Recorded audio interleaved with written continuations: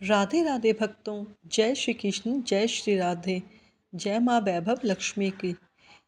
आज मैं आपको माँ वैभव लक्ष्मी व्रत कथा सुनाने जा रही हूँ। कथा सुनाने से पूर्व आप माँ लक्ष्मी का ध्यान करें, माँ लक्ष्मी के आठों स्वरूप में नमन करें और माँ लक्ष्मी के सदन का पाठ व श्रवण हाथ जोड़कर करें।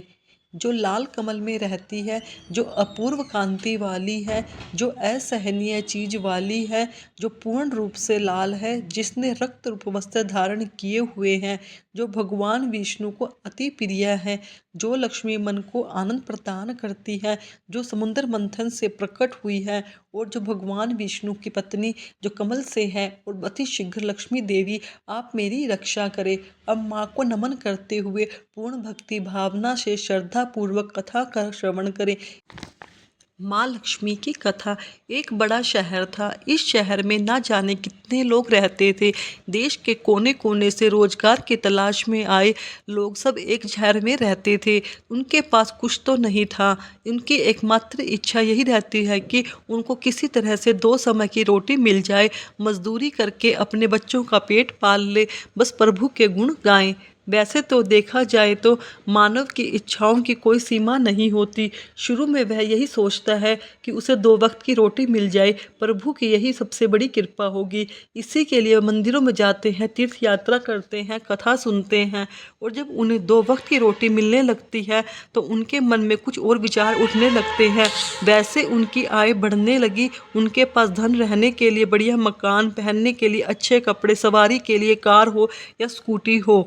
रोटी मिलने के पश्चात उनकी लालसा बढ़ती जाती है। किसी ने ठीक ही कहा है, भूख की एक सीमा होती है जिसे खाना खाते ही पूरा कर लिया जाता है, परंतु लालसा की कोई सीमा नहीं होती। मानव जीवन की एक सीमा है। लाखों करोड़ों के सपने, सुख शांति और मौज मस्ती की आशाओं की लालसा करने वाला इंसान यह भूल जाता है कि यह द्वार उसे मृत्यु की ओर लिए जा रहा है। मानव जीवन इतना बड़ा कहा है जिस पर हम भविष्य का इतना बड़ा बोझ लाद देते हैं। हम काम, क्रोध, लोभ, मोह, अहंकार में अंधे होकर उस प्रभु शक्ति को भूल जाते हैं जिसने इस संसार में हमको जन्म दिया। वो जीवन दाता है, वह मृत्यु भी देता है। कलयुग में तो ऐसा ही होता है। पाप की परछाइयाँ लंबी और गहरी होना शुरू हो जाती है। धर्म व्यापार बंद जाता है, अधर्मी खूब फलते हैं। इस बड़े शहर में तो धर्म कर्म अधिक होता है। इसी शहर के एक मोहल्ले में राधा और गोपाल पति पत्नी के रूप में रहते थे। उनका छोटा सा परिवार था, यानी घर का नाम में एक कमरा था। उसी में रसोई, उसी में सोना, उसी में खाना पीना, यही था उनका घर। गोपाल किसी मिल में नौकरी करता था। राधा घर का सारा कामकाज करती थी। उसने अपने छोटे से घर को इतना साफ सुथरा व सजा कर रखा कि मोहल्ले की औरतें अक्सर कहती है, घर की सफाई रखना हो तो हमारी राधा बहन से सीखे। यह बात तो राधा भी जानती थी कि इस शहर में अच्छे लोग कम और बुरे अधिक हैं। उसी के आस पड़ोस में कुछ औरतें ऐसी थी जो दिन भर एक दूसरे की चुगलियां किया करती थी, दूसरों के घर में ताका झांकी करती थी। उनका सबसे बड़ा काम था, अपने घर में भले ही उनको कोई खबर ना हो मगर पूरे मोहल्ले की खबर उनके पास रहती थी, जैसे मोहल्ले की डायरी लिखने का काम प्रभु ने उन्हें सौंप रखा हो। राधा को उनकी यह बात पसंद नहीं थी।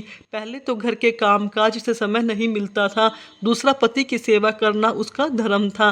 पति की लंबी आयु और उन्नति के लिए ईश्वर की उपासना करती।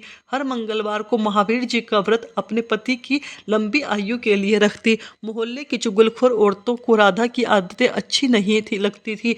वे तो यह कहने लगी कि राधा में बड़ी अक्कड़ है, जो किसी से बात करना पसंद नहीं करती, शायद इसलिए न कि वे बड़ी सुंदर है, उसे अपनी सुंदरता पर घमंड है। उसे यह नहीं पता कि इस मोहल्ले में रहते हैं, वहाँ सबसे मित्रता करते हैं, उनके साथ मिल बैठते हैं।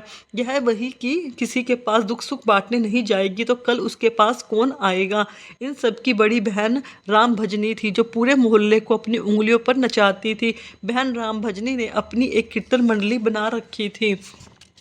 जो घर घर में जाकर कीर्तन करती थी। राधा को ऐसी औरतें बिल्कुल पसंद नहीं थी जो कीर्तन करते समय भी एक दूसरे की चुगलियाँ करती हो।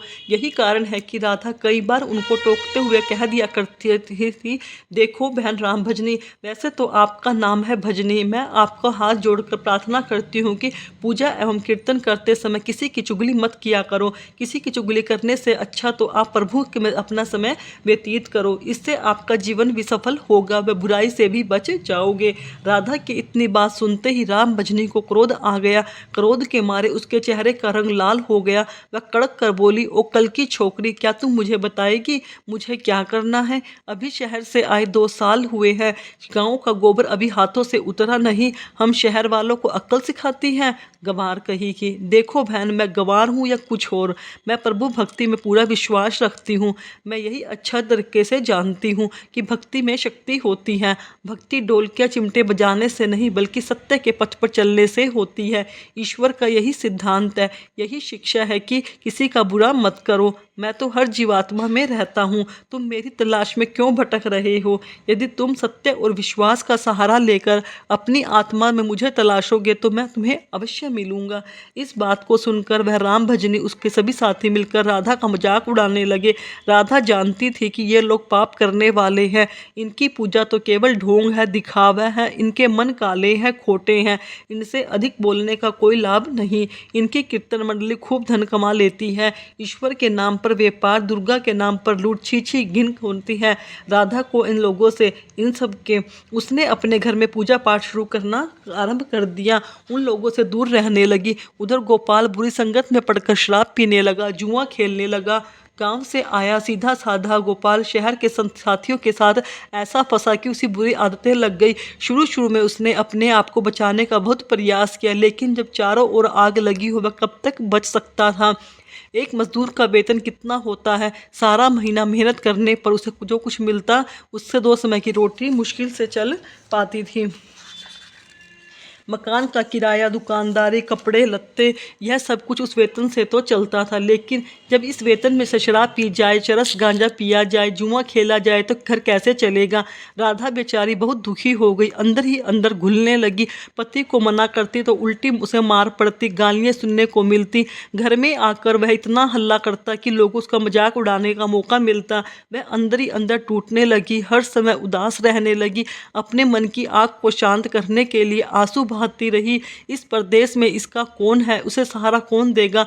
वह तो अकेली पड़ गई। जाकर उसे प्रभु का आसरा था, माँ दुर्गा की सहारा ले देगी। माँ लक्ष्मी तो इस घर से रूठ चुकी है। गोपाल ने घर के बर्तन तक बेच डाले।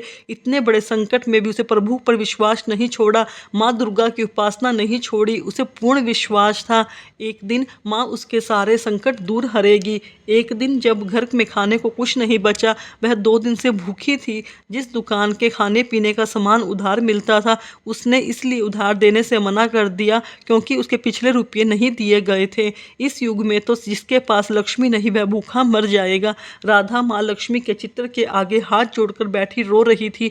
माँ ने उसकी आंखों से टपकते हुए आंसू उसके चित्र पर गिरे, उसके हृदय के दुख जान लिए। राधा रोई जा रही थी, साथ वह माँ लक्ष्मी का पूजन भी कर रही थी। माँ लक्ष्मी मुझे बचा लो, मुझे बचा लो, देखो मेरे घर की क्या हालत हो गई, मैं 2 दिन से भूखी हूँ, मेरा पति बिगड़ चुका है। घर में लक्ष्मी जी आप बैठी हैं, परंतु आपका दूसरा स्वरूप जो इस संसार में माया का है वह इस घर में नहीं है, उसके बिना जीवन नहीं है। माँ मुझे बचा लो, माँ मुझे बचा लो, माँ मुझे बचा लो, शक्ति दो माँ, शक्ति दो, कृपा करो, इस घर को बचा लो माँ, आपके बिना और कौन मेरा सहारा है, सिर्फ आप ही माँ मुझे सहारा दे सकती हैं। अब तो मेरा यह अंतिम निर्णय है। यह कहती हुई राधा माँ लक्ष्मी के चित्र के आगे गिर गई। उसी समय घंटियां बजने लगी, शंख की आवाज़ आने लगी। राधा का उदास चेहरे पर अपने आप खुशी की लहर दौड़ गई। तभी उसके कानों में आवाज़ आई, बेटी राधा, तुम्हारी आराधना सफल हो गई। तुमने इतने बड़े संकट में भी मुझ पर विश्वास नहीं छोड़ा, अपनी श्रद्धा में कोई कमी नहीं आने दी, इसलिए मैं तुम पर प्रसन्न हूँ। राधा, एक तो तू पतिव्रता धर्म में पूरी उतरी, अपने पति की सेवा में कोई कमी नहीं रखी, दूसरा तूने मुझ पर विश्वास नहीं छोड़ा। यह सब तेरी अग्नि परीक्षा ही थी जिसमें तू पूरी उतरी है। हे जगत माता, मैंने आपके सामने आज तक कुछ नहीं मांगा, परंतु आज मैं मजबूर हो गई माँ, आज पहली बार आपसे इस घर की खुशियाँ मांग रही हूँ। माँ, मुझे धनवान बनने की कोई लालसा नहीं है। मुझे तो जीने के लिए धन की ज़रूरत है, जिसे हम खा सकें, खाना बना सकें। मेरे बिगड़े हुए पति को सुधार दो माँ। जाओ बेटी, अपने को संभालो। मैं तुम्हारी मनोकामना पूरी करने के लिए द्वार खोल रही हूँ। उठो, अपने घर के द्वार खोलो। राधा के अंदर ना जाने कहाँ से अनजानी शक्ति आ गई। वह माँ लक्ष्मी के चरणों से उठकर अपने घर के दरबार की ओर गई। सामने ही एक तिलकधारी ब्राह्मण को खड़े पाया। बेटी राधा, जय माँ लक्ष्मी, जय माँ लक्ष्मी। राधा ने पूरी शक्ति से कहा, देखो बेटी, मैं माँ लक्ष्मी जी के मंदिर का पुजारी हूँ। माँ के आशीर्वाद से यह 2 बोरी आटा, साथ में दालें और घी, यह सब खाने की सामग्री घर पहुंचाने के आदेश हुए हैं। आप धन्य हैं महाराज, आप धन्य हैं। माँ लक्ष्मी के पुजारी होने के नाते मैं आपके चरण छूती हूँ महाराज। आप यह प्रार्थना करती हूँ कि मुझे यह संकट में निकालने का उपाय भी बताओ। देखो बेटी, इस माया रूपी संसार में सुख प्राप्त करने के लिए अपने मन को शुद्ध और आत्मा को पवित्र रखना पड़ता है। माया जी तो तिजोरियों में बंद करने वाली पापी होते हैं। श्री वैभव लक्ष्मी, यदि आप तुम अपने मन को शांति और गृहस्थ लक्ष्मी चलाने के लिए लक्ष्मी जी की प्रार्थना प्राप्त करना चाहती हो तो माँ लक्ष्मी का व्रत करो। इस व्रत के करने से आपकी हर मनोकामना पूर्ण होगी, तुम्हारे सारे संकट दूर हो जाएंगे। लेकिन पुजारी जी, मुझे इस व्रत की विधि तो बता दो। मैं तो माँ की उपासना बचपन से कर रही हूँ, पर मुझे व्रत की विधि मुझे नहीं पता। देखो बेटी, लक्ष्मी जी का व्रत बहुत सरल है। इसे वैभव लक्ष्मी व्रत कहा जाता है। जो प्राणी सच्चे मन से इस व्रत को कर लेता है, उसकी सभी मनोकामनाएं पूर्ण हो जाती हैं। उसे हर प्रकार की सुख संपत्ति प्राप्त होती है। इस व्रत को विधि पूर्वक करने से ही इसका पूर्ण फल प्राप्त होता है। जो लोग इस व्रत को विधि पूर्वक नहीं करते, उन्हें कोई फल नहीं मिलता, बल्कि वे अपने मन की शांति को खो बैठते हैं। कई पाखंडी और धोखेबाज यह कहते फिरते हैं कि सोने के गहने की हल्दी कुमकुम से पूजा करो, बस व्रत हो गया, परंतु ऐसा नहीं है। मैं कोई भी व्रत जब तक अपनी विधि अनुसार नहीं किया जाता, उसका फल शून्य ही होता है। यह सब कुछ आपने आप पर निर्भर करता है। वैसे ये घर में यदि सोना है तो व्रत रखकर उसकी उपासना जरूर करें। माँ लक्ष्मी का व्रत शुक्रवार को रखना चाहिए। सुबह उठकर नहा धोकर साफ सुथरे कपड़े पहने और दिन भर माँ का पूजन करें। हर समय मुंह से यही शब्द निकले, जय माँ लक्ष्मी, जय माँ लक्ष्मी। शाम के समय पूर्व दिशा की ओर मुख करके अपने आसन पर बैठे और माँ लक्ष्मी जी की मूर्ति या चित्र किसी ऊंचे स्थान पर रखकर उसके आगे चावल की ढेरी लगाएं। एक खुली प्लेट में सोने के जेवर रखें। यदि सोने के जेवर न हो तो चांदी के जेवर रखें। माँ लक्ष्मी के चरणों में गुलाब के फूल अर्पित करें। उस धूप के साथ देसी घी की जोत जलाएं। वैसे तो माँ लक्ष्मी के अनेक स्वरूप हैं, परंतु इन सब की नींव श्री यंत्र है। जो माँ के भक्त श्री यंत्र के दर्शन कर लें, समझ लेना उन्होंने माँ के हर स्वरूप के दर्शन कर लिए। इसलिए माँ पूजन के लिए श्री यंत्र को मत भूले। सबसे पहले प्लेट में रखे जेवर को हल्दी का टीका लगाकर 5 बार बोले, जय माँ वैभव लक्ष्मी, जय माँ वैभव लक्ष्मी, हमारी खाली झोली भर दो माँ, हमारी खाली झोली भर दो माँ। इसके पश्चात घी, आटे, चीनी को भूनकर बनाया गया प्रसाद, जिसमें केले के टुकड़े काट लें, माँ लक्ष्मी की आरती करके उस प्रसाद को लोगों में बांट दें। बांटते समय भी आपके जुबान पर जय माँ लक्ष्मी जरूर होना चाहिए। यह व्रत निरंतर 21 या 51 रखे जा सकते हैं। सूर्यास्त होने के पश्चात माँ की उपासना करके जब प्रसाद बांट ले तो आप ही भोजन ग्रहण कर ले। माँ के आगे पड़े चावलों को पक्षी को डाल दें। व्रत रखने वाले हर भक्त के लिए यह जरूरी है कि वह श्री वैभव लक्ष्मी व्रत की कथा का पाठ करे और लोगों को भी सुनाए। इससे और भी अधिक पुण्य मिलता है। यह सारे व्रत जब विधि पूर्वक पूरा हो जाए तो इसके फलस्वरूप प्राणी की इच्छा पूरी हो जाती है। माँ वैभव लक्ष्मी उनका कल्याण करती है। उनके घर में सुख शांति रहती है। धन तो आता ही है, पर उसके घर में संतान हो उनके लिए वरदान से कम नहीं है। जब व्रत संपूर्ण हो रहे हों, अर्थात 21 या 51 व्रत जितने भी आपने रखे हों, उस दिन 7 छोटी बच्चियों को घर बुलाकर उन्हें उनका मनपसंद भोजन खिलाएं। फिर कन्या को चांदी का अथवा गिल्ड का 1-1 सिक्का दक्षिणा में दे। उसी दिन माँ लक्ष्मी की, वैभव लक्ष्मी की व्रत की कथा करें। 151 प्रतियाँ माँ भगवती के किताबों को अपने हाथों से बांटे। यदि इतनी प्रतियाँ ना बांट सके तो 11 तो अवश्य बांटने चाहिए। माँ की प्रतिमा के आगे बैठकर दोनों हाथ जोड़कर उनसे प्रार्थना करते हुए कहे, हे माँ लक्ष्मी, आपकी और प्रभु की कृपा से मैंने आपके व्रत विधि पूर्वक संपूर्ण किए हैं, इसलिए हे माँ आप हमारी इच्छा पूरी करें, हमारी मनोकामना पूरी कर दो, हमें सदा सुखी रहना का आशीर्वाद दो, परिवार को सुख देना। बस बेटी, यह सब प्राणी कल्याण मार्ग है। तुम भी श्री वैभव लक्ष्मी व्रत करो, तुम्हारा पति भी ठीक हो जाएगा, तुम्हें धन भी मिलेगा, तुम सदा कष्ट मुक्त रहोगी। यह कहते हुए पुजारी जी चले गए। राधा ने आटे की बोरियां पड़ोसन की सहायता से अंदर रखवा दी, दालों को भी अंदर रखा। माँ लक्ष्मी की उपासना तो कर ही रही थी, परंतु विधि अनुसार नहीं कर पाती थी।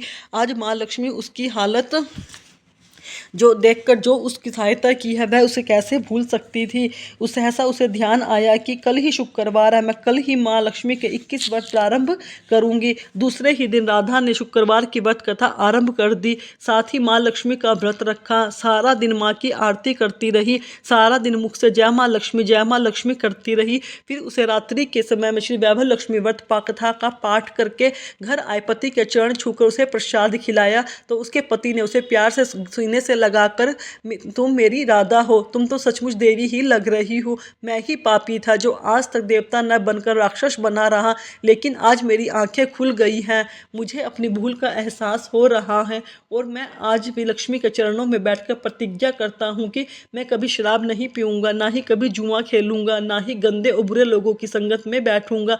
मैं तुम्हें कभी दुख नहीं दूँगा। मेरा देवता, मेरे प्राणनाथ, माँ लक्ष्मी की कृपा से आप सुधर गए, मुझे संसार के खजाने मिल गए। आज मैं इतनी खुश हूँ माँ, मेरा उजड़ा संसार बसा दिया आपने, मेरा सुहाग मुझे मिल गया। अब मैं 21 व्रत पूर्ण करके श्री वैभव लक्ष्मी व्रत कथा की 51 प्रीतियाँ लक्ष्मी भक्तों को बांटूंगी, ताकि उनका भी मेरी भांति कल्याण हो जाए।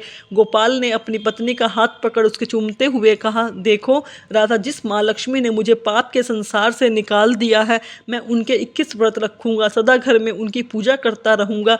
राधा ने अपने पति के चरणों में अपना सिर रखते हुए कहा, मेरे देवता, आज मैं बहुत प्रसन्न हूँ, बहुत ही प्रसन्न हूँ। माँ लक्ष्मी की कृपा से मुझे अपना नया जीवन दान मिल गया। भक्तों, माँ लक्ष्मी अपने भक्तों पर कृपा अवश्य करती है, बस हमें उनके ऊपर पूर्ण विश्वास और श्रद्धा होनी चाहिए। भक्तों, आपकी भी जो मनोकामना हो वह माँ लक्ष्मी के सामने बोलकर आप 11, 21, 51 कितने भी व्रतों का संकल्प उठा सकते हैं। वही संकल्प व्रतों का संकल्प करके व्रत पूरे करने पर भगवान आपकी माता लक्ष्मी आपकी कृपा करेगी, आपके सारे कार्य को अवश्य संपूर्ण करेगी। बस पूरा विश्वास और श्रद्धा के साथ आप माँ लक्ष्मी के ऊपर विश्वास बनाए रखें। भक्तों, अगर आपको सुनाई गई कथा अच्छी लगे तो मेरे चैनल को सब्सक्राइब करें, वीडियो को लाइक करें, कमेंट में राधे राधे अवश्य लिखें। धन्यवाद भक्तों।